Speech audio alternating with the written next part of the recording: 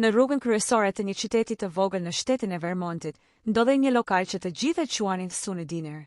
Ishte një vend që të jepte ndjesinë e ngrohtësisë, sapo hidhje syt nga dritaret e mëdha prej xhami. Në mëngjes, dielli binte përmes tyre dhe ndriçonte tavolinat me mbulesa të bardha e gota që shkëlqenin nga pastrimi. Aroma e kafes dhe e bukës së thekur për hapi në ajër, dhe çdo mëngjes që nga ora 7:00 klientët fillonin të mbërrinin si një orë zvicerane. Por kishte një njeri që vinte çdo ditë në të njëjtën orë, në orën 7:10 fikse. Një burr rreth të 60-tave, i gjatë me flok gri të prera shkurt, gjithmonë i veshur me një pallto të errët dhe një shall të kaltër. Askush nuk e dinte saktësisht se çfarë bënte për të jetuar, as ku banonte, por çdo ditë për 7 vite rresh, ai ulej në të njëjtën tavolinë, te ajo pranë dritares ku binte dielli i parë i mëngjesit. Në faturë gjithmonë njësoj: një omelet me djathë dhe spinaq, një tost me gjalp, dhe një kafe e zezë, pa sheqer, pa qumësht. Good morning, Ora Harris, i thoshte çdo ditë Clara, kamarierja e përhershme që kishte filluar aty në adoleshencë. Ai buzëqeshte me atë lloj buzëqeshje që duke e mësuar e ngrohtë, por me një hije trishtimi. Good morning, Clara. The usual, please, përgjigje me zë të butë, me një theks që dukej sikur vinte nga jugu. Ishte i sjellshëm, gjithmonë i qetë, dhe kur nuk fliste shumë. Ndonjëherë lexonte gazetën, ndonjëherë shikonte jashtë, duke parë njerëzit që kalonin. Kishte diçka në mënyrën si e mbante filxhanin, me 2 duar ngadalë, që e bënte Klarën të ndjente një lloj keqardhjeje të pashpjegueshme. Askush nuk e njihte, por të gjithë ndjenin se ishte dikush që mbante diçka brenda vetes. Një mëngjes i ftohtë janari, kur Bora sapo kishte mbuluar qytetin me një shtresë të bardhë, Klara e pa orën. Ishte 7:15. Zakonisht në këtë orë, Harris ishte ulur tashmë, me gazetën hapur përpara. Ajo mendoi se ndoshta kishte vonuar për shkak të motit. 7:20, por ai nuk u shfaq. Majbe hesick, tha Tom, kuzhinieri, ndërsa hidhte vezët në tigan. Majbe, but has never me said that die, tha Clara e shqetësuar. E njenin aq mirë rutinën e tij, sa mungesa duke e pazakonshme, gati e frikshme.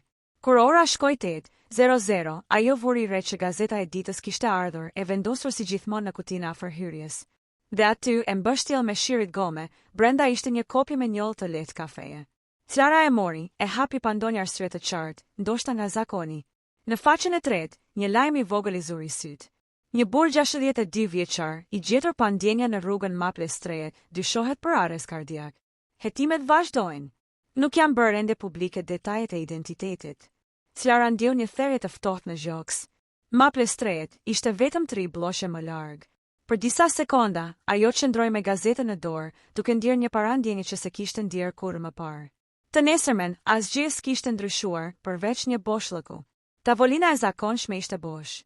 Clara nuk mund të duronte ta shihte të zbrazët, ndaj I vendosi një filxhan bosh kafeje mbi të, si për ta mbajtur të gjallë vendin. Kur hyri pronari I lokalit, Ritz Dason, një burr trupmadh që fliste fort dhe rrallë tregonte emocione, e pa gjestin e saj dhe u ndal. "Ho din show up?" pyeti ai. "Ora Harris," tha ajo thjesht. Ritz ngriti vetullat. "The old goody has been coming here for years." Clara uli syt. "He didn't come yesterday either."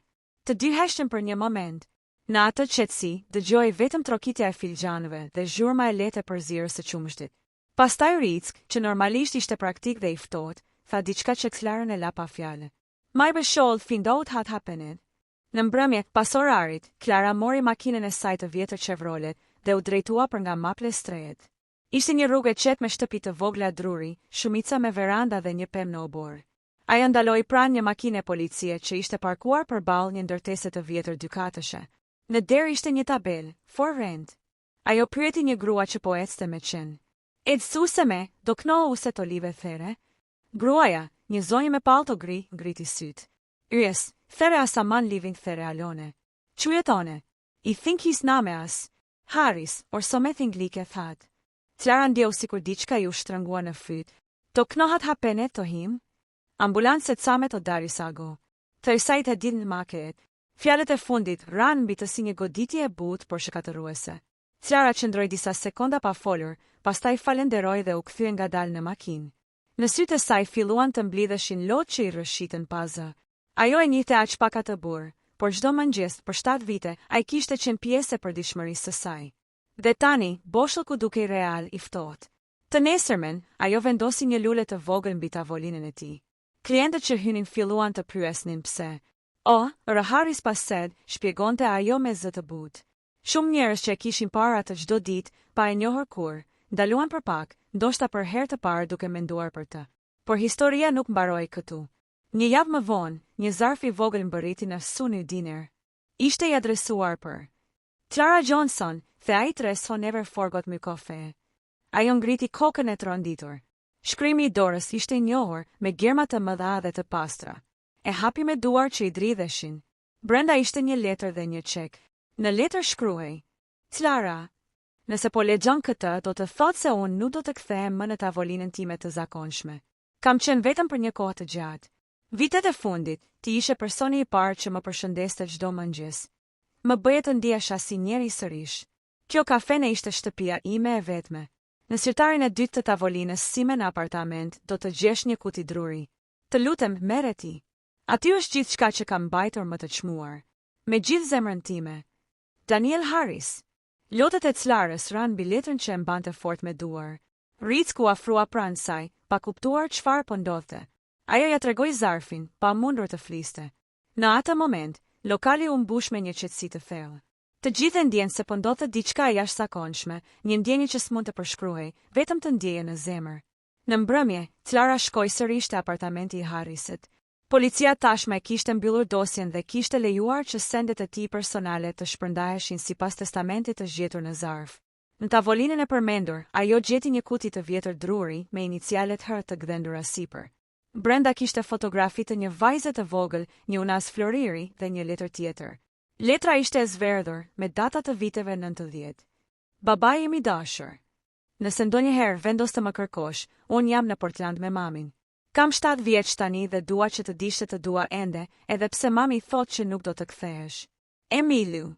Clara ndaloi frymëmarrjen. Ajo e mbajti letrën pranë gjoksit, duke kuptuar për herë të parë trishtimin në sytë e atij burri që çdo mëngjes pinte kafe në zezë pa sheqer. Ai kishte humbur vajzën e tij. Dhe ndoshta çdo ditë shpresonte që ajo të hynte në derën e lokalit. Mbrëmjen tjetër, Clara e vendosi kutinë në tavolinën e tij, pranë lules dhe filxhanit bosh. Klientët e rregullt ndaluan e pyetën. Ajo ua tregoi historinë dhe shumë prej tyre çau. Një burr që e kishte parë çdo ditë, pa i thënë kurrë asnjë fjalë, ndjeu faj. Një tjetër u ngrit dhe e pagoi faturën e tij. Një grua la një kartolinë me shkrimin Rest as you Haris. Në ditët që pasuan, tavolina e tij u bë si një vend kujtese, njerëzit sillnin lule, letra, fotografi. Dhe një ditë, ndodhi ajo që askush nuk e priste. Një grua e re, me flokë të verdha dhe sy blu, hyri në lokal. Ajo mbante në dorë një fotografi dhe fytyra e saj ngriti një zhurmë të butë habije mes klientëve. Ngjante tmerrsisht shumë me vajzën në fotografi të Harisit. Clara e pa dhe zëri ju drodh. Tani help, miss. Gruaja buzëqeshi me trishtim. I'm looking for Someone Ahmed. Daniel Haris. I astodhe u se to kome here. Në atë qast, çdo njeri në lokal heshti. Ricku li kafen. Clara zgjati kutinë e vogël që kishte mbajtur pas banakut. He use to si dri there, tha ajo me zë të butë, duke treguar tavolinën pranë dritares. He left this for. Gruaja e mori kutinë me duar që i dridheshin. Kur pa fotografin brenda, sytë ju mbushën me lot. I thokë të forgot me, pëshpëriti ajo. I as ju stakid. Clara i vuri dorën mbi shpatull. He never did, tha ajo me zë që mezi i dilte. He ca me her ever dal, hoping you'll throw that door. Gruaja qau pa zë. Në atë moment, gjithë lokali heshti, jo nga keqardhje, por nga ajo ndjesi e rrallë e prekjes njerëzore, e një dashurie që kishte kaluar vite faj dhe Haris. Diku jashtë, Bora filloi të binte sërish e qetë, si për të mbuluar çdo plag me heshtje, ditët që pasuan, Sunny Diner nuk ishte më i njëjti vend. Njerëzit nuk vinin më vetëm për kafen e mëngjesit apo për omletën e famshme të Tomit, vinin për të parë tavolinën pranë dritares, për të prekur kutinë e drurit, për të lënë një lule ose një letër të vogël.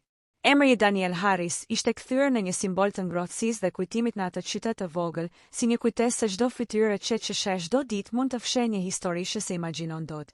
Por për Clarën, kjo nuk ishte thjesht një histori. Ishte një plagë që nuk mbyllej dot. Ajo nuk mund ta përballonte idenë që ai kishte vdekur vetëm, me gjithë ato ndjenja të pathëna brenda. Çdo mëngjes, kur shite filxhanin bosh, ndjente sikur ai ende ishte aty i ulur, duke buzëqeshur ngadalë, si për të thënë good morning, Clara. Në një mëngjes të ftohtë, Emiliu, vajza e tij, u kthye sërish në lokal.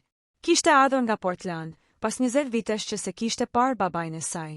Në duar mbante kutinë prej druri që Clara i kishte dhënë. Syt i kishte të fryrë nga lotët, por fytyra e saj kishte një qetësi që vinte vetëm nga një vendim i rënd. Clara, i tha ajo, ndërsa u ul në tavolinën e njohur. Mund të flas pak? Sigurisht, tha ajo me zë të butë. Emilio e vështroi për disa sekonda, si për të gjetur fjalët e duhura. E di që ndoshta do të tingëlloj e çuditshme, por kur pash letrën e babait dhe kur dëgjova çfarë ke bërë për të më dukej sikur të njiheshe më parë. Clara ngriti syt. Të më njihje? Po, tha Emili, duke nxjerrë një zarf tjetër nga çanta. Kur po pastroja gjërat në apartament, gjeta këtë, ishte fshehur në një kuti me kujtime të vjetra. Ajo ja dha Clarës me dorë që i dridhej. Në zarf shkruaj: për Clarën, nëse një ditë më fal. Zemra e Clarës u ndal për një sekond. E hapi me kujdes. Brenda ishte një letër, shkruar me të njëjtën dorë si ajo e mëparshme, e qetë e pastër me fjalë të menduara mirë. Clara, ka gjëra që ndonjëherë nuk i mund dot koha, as heshtja. Ndoshta kur ta lexosh këtë, unë nuk do të jem më. Por dua që ta dish se dikur shumë vite më parë, unë i detyrohem nënës tënde më shumë se sa mund ta imagjinosh. Kur isha i ri, përjetova një aksident automobilistik pranë Springfield. U plagosa rënd dhe isha i vetëm. Një grua e re u ndala të natë dhe më shpëtoi jetën, duke më dërguar në spital. Ajo quhej Margaret Johansson. Ti ishe vetëm 3 vjeçë atëherë. Unë premtova se do t'ju vizitoja, por nuk munda. Që atëherë, çdo herë që të shihja duke punuar këtu, e ndjeja sikur Zoti më kishte dhënë një shans për të falendëruar, por kurrë nuk pata guximin ta thoja. Faleminderit që më le të ndjej ngrohtë sërish, edhe pa e ditur pse. Daniel. Clara e mbajti letrën me duar të forta, sikur ta kishte frikë që do të zhdukej nëse e lëshonte. Syt ju mbushën me lotë dhe buzët i dridheshin. Margaret Johansson ishte nëna e saj, ajo kishte vdekur disa vite më parë. Ishte një grua që kishte punuar si infermiere dhe kishte ndihmuar çdo që kishte nevojë, pa pyetur kurrë për shpërblim. Tani gjithçka mori kuptim. Ajo nuk ishte vetëm kamarierja që i shërbente çdo ditë, ishte vajza e gruas që dikur i kishte shpëtuar jetën. Pa e ditur, ata kishin ndarë një borxh mirënjohjeje që kishte kaluar dekada. Emilio e shikoi, e hutuar. Pra, ti dhe njeh nënën tënde. Clara buzëqeshi mes lotësh. E njehte, dhe i kishte mbetur borxh. E ndjej sikur tani, çdo ditë që ai vinte këtu, po paguante një premtim të vjetër. Emilio uli kokën duke përtypur fjalët. Ai më humbi mua, por ndoshta gjeti diçka prej nesh tek ti. Në atë moment, dielli i mëngjesit doli përmes dritareve të mëdha, ashtu si çdo ditë që Daniel pinte kafen e tij. Në tryez, filxhani bosh mori një dritë të butë, sikur e gjithë historia e tyre të kishte gjetur më në fund paqe, ditët kaluan dhe Clara e Emili filluan të takoheshin shpesh. Emili kishte ardhur për një javë, por qëndroi gati një muaj. Të dyja filluan të ndanin histori për Danielin, Clara nga lokal, Emiliu nga fëmijëria. Një pasdite, teksa pastronte tavolinën e Harrisit, Emiliu vurire një shenjë të vogël të gdhendur në këndin e drurit. Edhe, e ke parë ndonjëherë këtë? Pyeti ajo. Clara u afrua. Jo, se kisha vënë re. Emiliu buzëqeshi lehtë. E ka bërë ai. Kur isha 5 vjeçe, më mësoi si të gdhendja inicialet tona në dru. Thoshte se kështu mbetemi gjithmonë bashk, sa do larg të jemi. Zëri ju thye pak, dhe Clara e përqafoi pa thënë asgjë. Një natë, pas mbylljes, Clara ndezi dritët e buta të lokalit dhe qëndroi ulur në tavolinën e Harrisit.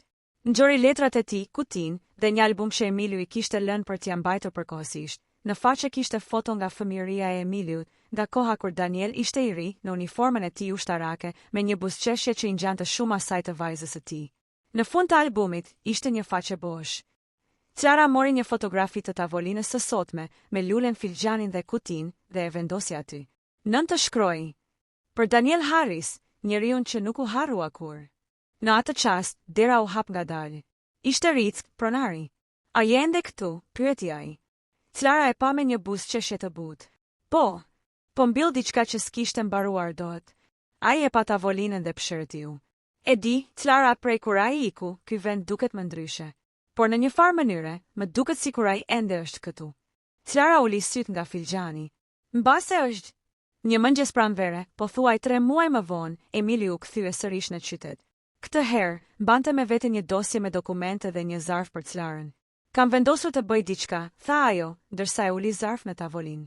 Në testamentin e babait kishte disa kursime, jo shumë, por mjaftueshëm për një ndryshim të vogël. Dua që ato të përdoren për të rinovuar këtë lokal. Ai e quante shtëpinë e tij të dytë. Dua që t'i vendosim një pllak me emrin e tij këtu në këtë vend. Clara nuk mund të fliste. Lotët i rrodhen sërish, këtë herë nga mirënjohja. Do e bëjmë, tha ajo me zë që i dridhej. Do e bëjmë siç do e donte ai. 2 muaj më vonë, Suni Diner u rihap pas një renovimi të vogël. Në murin pranë dritares, ku Daniel Harris kishte kaluar çdo mëngjes për 7 vite, u vendos një pllak bronzi. In memory of Daniel Harris, 1960-2023. A very top of tofe hasa story. Hisa skin nes. Në ditën e hapjes, lokali ishte plot. Klient të vjetër fshinje, njerëz që se kishin njohur kurrë personalisht, por që kishin dëgjuar për të. Në mes, qëndronte Clara me Emiliun pranë. Të dyja mbajtën filxhanet lart, dhe për një moment gjithë vendi heshti. Nuk e njohëm kurrë plotësisht, tha Clara me zë të butë. Por na mësoi diçka që s'harrohet, ndonjëherë, njerëzit më të heshtur janë ata që mbajnë historitë më të forta. Pas asaj dite, Suni Diner nuk ishte më thjesht një kafene. Ishte bërë një vend ku njerëzit linin kujtime, letra e madje edhe histori të tyre. Një mur i vogël në cepin e lokalit u mbush me fotografi të njerëzve që kishin humbur dik, një mor mirënjohjeje, siç e quante Clara. Çdo mëngjes, në orën 7:10, ajo ende vendoste një filxhan kafe në tavolinën pranë dritares. Jo për zakoni, por si një rit i përjetshëm mirënjohjeje për një burr që mësoi gjithë qytetin të kujtonte. Një natë vere, teksa Clara po mbyllte, erdhi një vajzë e vogël, rreth 8 vjeçe me flokë të verdh kaçurela. Ishte vajza e Emiliut. Zonja Clara, tha ajo me zë të butë, mami më tha që një burr i mirë rinte këtu. Mund të ulem në vendin e tij. Clara ul në gjunjë dhe i buzëqeshi. Sigurisht zemër. Kjo tavolinë është gjithmonë për njerëz të mirë. Vajza ul, mori një filxhan bosh dhe tha me sytë plot kurreshtje. Kur të rritem, dua të vi çdo ditë këtu, si ai. Clara ndjeu sytë t'i mbusheshin përsëri me lotë. Në atë moment, ajo kuptoi se historia e Daniel Harris nuk kishte mbaruar, ajo po vazhdonte në heshtje në çdo njeri që hynte në atë lokal. Në dritaren e Suni Diner, ku dielli i mëngjesit ndriçonte çdo ditë, reflektohej një hije që dukej sikur ishte ulur në tavolinë me një filxhan në dorë. Ndoshta ishte vetëm drita. Por ndoshta, siç thoshte Clara, ishte mirënjohja që nuk ikën kurrë. Ditët pas kthimit të Emiliut në Suni Diner ishin të mbushura me një lloj heshtjeje të ëmbël. Clara e ndjente se çdo grimse kafes, çdo tavolinë dhe çdo filxhan ishte pjesë e një historie më të madhe se vetë ajo. Tavolina pranë dritares, ku Daniel Harris kishte kaluar 7 vitet e fundit të jetës së tij, tani ishte kthyer në një vend kujtimi, një vend ku mirënjohja dhe dashuria bashkoheshin në heshtje. Emiliu dhe Clara filluan të ndanin përjetime, kujtime dhe histori për Danielin. Clara nga kohët kur ai vinte çdo mëngjes dhe Emiliu nga fëmijëria e saj, e përzir me mungesën e babait. Ngadalë, 2 gratë ndjenin se po ndihmonin njëra tjetrën të shlyenin dhimbjen dhe të kuptonin misterin e atij burri që kishte prekur jetën e tyre pa e ditur. Një mëngjes, teksa dielli fillonte të ngjitej mbi kodrat e Vermontit dhe bora e fundit shkëlqente mbi pemët, Emiliu nxori një fotografi të vjetër të saj dhe të Danielit, kur ajo ishte vetëm 5 vjeçe. E shikoi me qetësi, pastaj e ktheu për të Clara. Shiko, kjo ishte hera e fundit që e pash baban tim për një kohë të gjatë, tha ajo me zë të dridhur. Kjo fotografi më kujton çdo premtim që ai kurrë nuk e la të harrojë. Clara e mori fotografinë me duar të dridhura. Një ndjenje pazakont mbushi zemrën e saj, ajo kuptoi se Daniel Harris nuk kishte qenë thjesht një klient i zakonshëm.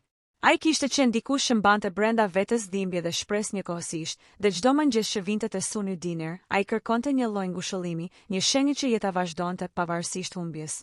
Në atë çast, Clara u kthye te tavolina e tij të zakonshme. Filxhani bosh ishte vendosur aty si gjithmonë, por tani kishte pranë një lule të freskët dhe një kuti druri që Daniel ja kishte lënë Emiliut për ta gjetur. Shiko, tha Clara, duke ja treguar kutinë Emiliut, ai gjithmonë dëshironte që historia e tij të mbahej gjallë. Emiliu e hapi kutinë me kujdes. Brenda kishte fotografi të tjera, letra të vjetra dhe sende të vogla që shërbenin si kujtime të një jete të mbushur me dashuri të heshtur. Lotët e saj filluan të rrjedhin pa zë. Unë nuk e kisha imagjinuar kurrë këtë, përshpëriti ajo. Ai më doi gjithmonë, edhe pse nuk ishte këtu fizikisht. Clara e përqafoi. Ai të tregoi dashurinë e tij çdo ditë, në mënyrën e tij të heshtur. Dhe tani, ajo dashuri po vazhdon të rrjedh përmes teje. Ditët kaluan dhe Suni Diner u bë më shumë se një kafene. Tavolina e Danielit u kthye në një vend ku njerëzit linin letra, fotografi dhe kujtime të dashurve të tyre që nuk ishin më. Klientët e zakonshëm e kuptonin se çdo filxhan kafe mund të mbante histori të mëdha, histori që të ndryshonin pa e kuptuar. Një mëngjes vere, Clara ul sërish te tavolina e zakonshme. Emilio ishte aty me vajzën e saj të vogël, rreth 8 vjeç. Vajza shikoi filxhanin bosh dhe pyeti: "Përse ky filxhan është këtu çdo ditë?" Clara buzëqeshi: "Ky është filxhani i një burri të jashtëzakonshëm. Ai na mësoi se dashuria dhe kujtimi mund të jenë të përjetshme." Vajza e vogël e shikoi me sytë plot habi. "Do ta mbaj gjithmonë mend atë," tha ajo, dhe vendosi një lule të vogël pranë filxhanit. Në atë moment, dielli i Vermontit ndriçoi dritaren e suni diner. Filxhani i Danielit reflektoi dritën e mëngjesit. Clara dhe Emilio qëndruan të dyja pranë tij, duke ndjerë se historia e tij nuk ishte mbaruar kurrë. Ai kishte lënë një trashëgimi që nuk ishte vetëm për vajzën e tij, por për të gjithë ata që kishin njohur dhe dashur heshtjen dhe mirësinë e tij. Dhe kështu, një klient që ishte thjesht një fytyrë e zakonshme për të gjithë për 7 vite, u bë një histori për jetën, dashurinë dhe mirënjohjen që mbetet edhe pasi njeriu nuk është më fizikisht aty. Tavolina e tij, filxhani bosh dhe kutia me kujtime u kthyen në simbolin e një mësimi të thjeshtë. Ndonjëherë, gjestet më të vogla, një buzëqeshje e heshtër, një filxhan kafeje, mund të ndryshojnë jetën e dikujt përgjithmonë. Në atë ditë vere, ndërsa klientët hynin dhe dilnin, Clara i vuri duart mbi filxhanin bosh dhe buzëqeshi. Për një moment, ajo ndjeu si të ishte ulur aty vet Daniel Harris, i qetë, me buzëqeshin e tij të butë dhe shikimin që mbante një botë të tërë brenda vetes. Dhe ajo kuptoi se ndonjëherë, dashuria nuk ndahet nga vdekja, ajo vazhdon të jetojë në çdo zemër që preket nga ajo.